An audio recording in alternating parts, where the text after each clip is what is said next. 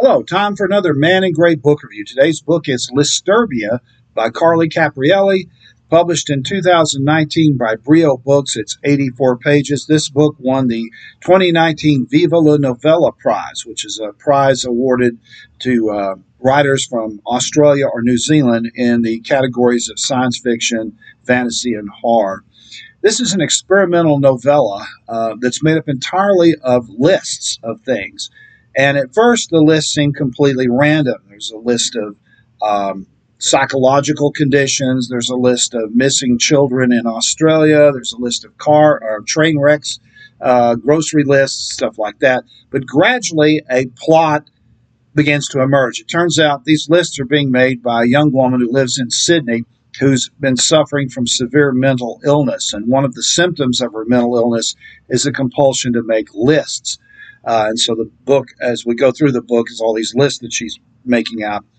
And we find her at a real crisis point in her life. She's alienated her family. She's constantly fighting with her boyfriend. She's drinking heavily. She's missing a lot of work.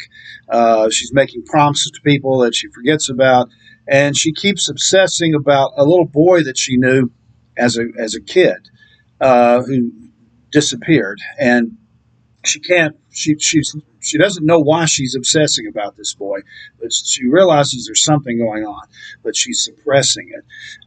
And she sees a psychiatrist. That doesn't really help. She even goes to see a psychic, but freaks out when she starts reading about some of the things that the psychic has done for people.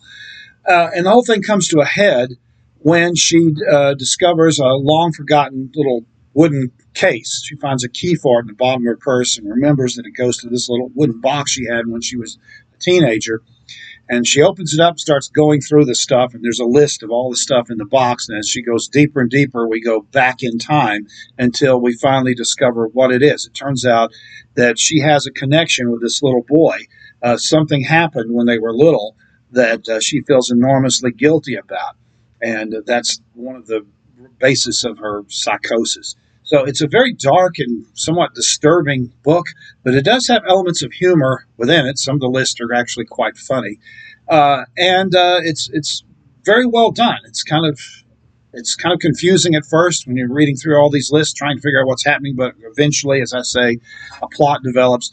The character is not very likable at first, but as you go through, you begin to feel more sympathy for her, and there is an ending that's hopeful. So it's not a completely spiraling downward to an abyss. There is a hopeful ending to it, and it's very interesting. So if you are interested in Australian fiction or experimental fiction, you may give this book a try. The book is Listurbia. The author is Carly Capielli. This has been another Man in Gray book review. Thanks for watching.